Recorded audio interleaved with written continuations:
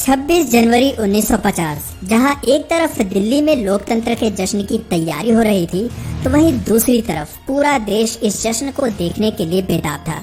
और इस बेताबी का अंदाजा आप इस बात से लगा सकते हैं कि लोकतंत्र के इस जश्न में शामिल होने के लिए दिल्ली से सटे हुए लगभग सभी प्रांत जैसे उत्तर प्रदेश, हरियाणा, राजस्थान और पंजाब से लोग रेलगाड़ियों और बसों में भर भर कर दिल्ली पहुंच रहे थे।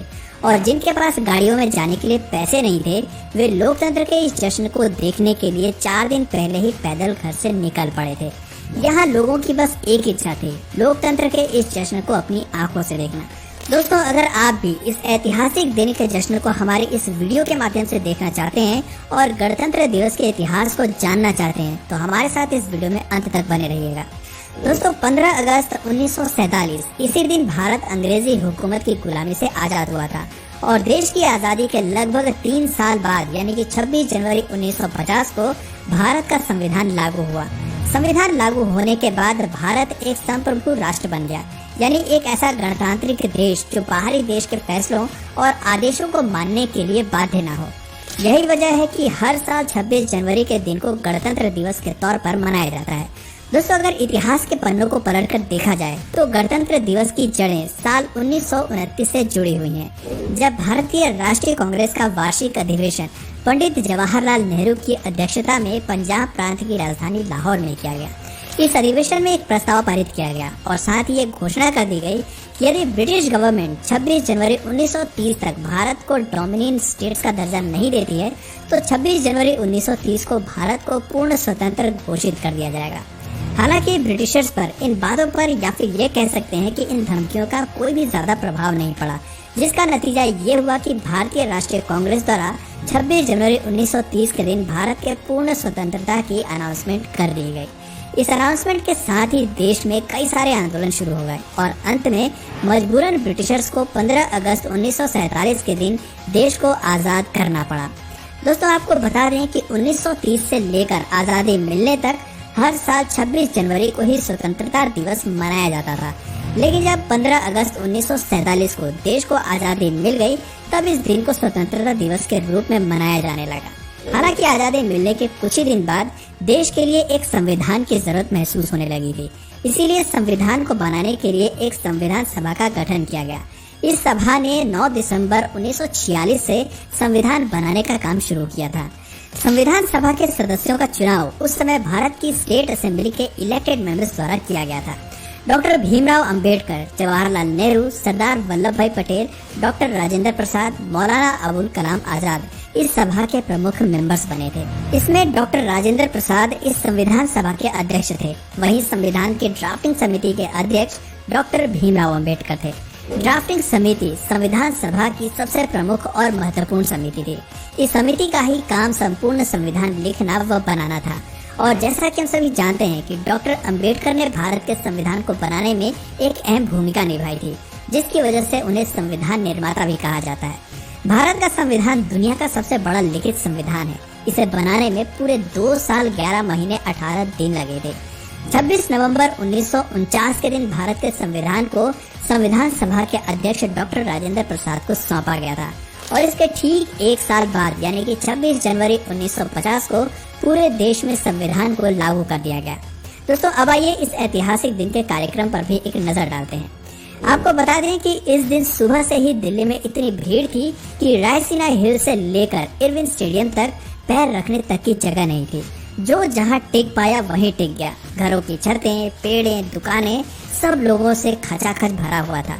वहीं दूसरी तरफ दिल्ली की वायसराय हाउस, जो कुछ ही घंटों बाद राष्ट्रपति भवन कहलाने वाला था, उसका दरबार हॉल भी सज कर तैयार था। 10 बजे तक सरकार से जुड़े नेता और सभी बड़े अधिकारी दिल्ली के वायसराय हाउस पहुंच चुके थे।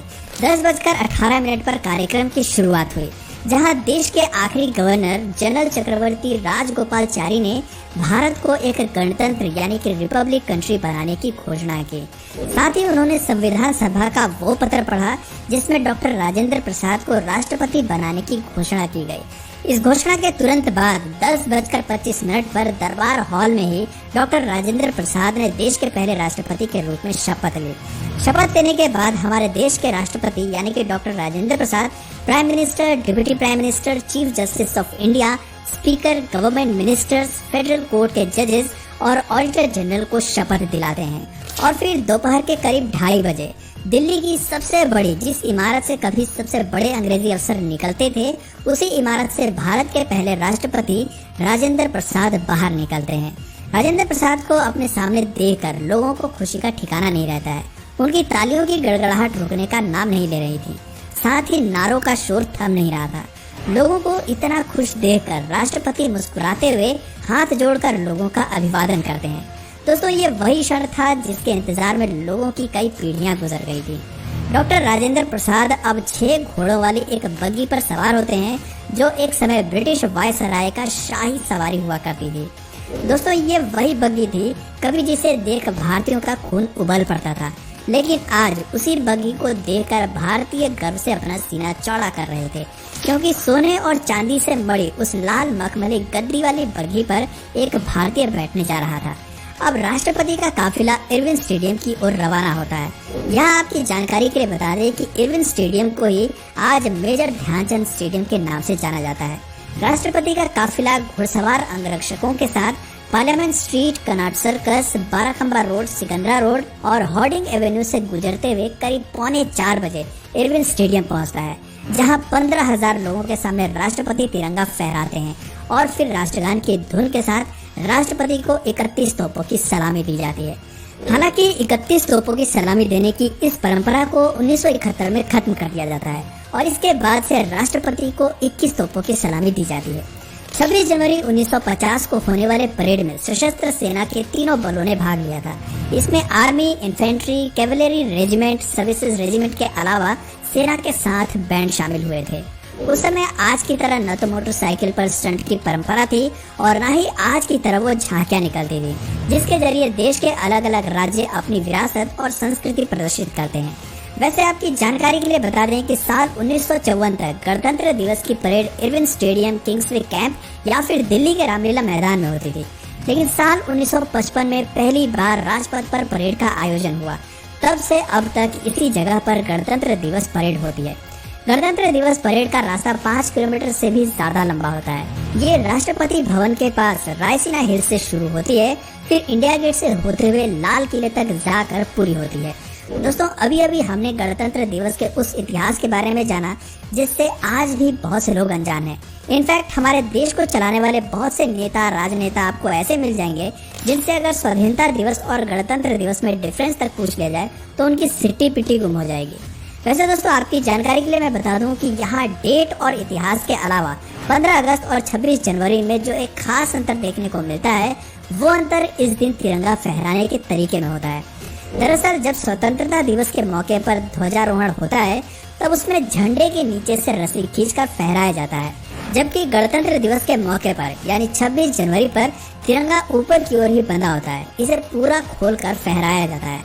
संविधान में इस प्रक्रिया को फ्लैग अनफ्लरिंग कहते हैं। दोस्तों, एक बात और जो आपको यहाँ ध्यान देने की जरूरत है कि स्वतंत्रता दिवस के मौके पर ध्वजारोहण देश के प्रधानमंत्री करते हैं, लेकिन गणतंत्र दिवस पर ऐसा नहीं होता है। दरअसल आजादी के समय देश का संविधान लागू नहीं हुआ था। ऐसे में उस समय देश का उच्चतम पद प्रधानमंत्री का हुआ करता था और इसीलिए स्वतंत्रता दिवस पर हर साल ध्वजारोहण प्रधानमंत्री के हाथों होता है और तब से ये परंपरा ऐसे ही चली आ रही है। लेकिन गणतंत्र दिवस पर भारत का संविधान लागू होने से देश की संवैधानिक शक्ति राष्ट्रपति में निहित कर दी गई। इसीलिए संवैधानिक प्रमुख होने के नाते 26 जनवरी को तिरंगा राष्ट्रपति फहराते हैं। इसके अलावा यहाँ एक डिफरेंस जगह का भी है। जहाँ स्वतंत्रता दिवस के ध्वजारोहण का कार्यक्रम दिल्ली के लाल किले से होता है, तो वहीं गणतंत्र दिवस के मौके पर दिल्ली के राजपथ पर तिरंगा फहराया जाता है।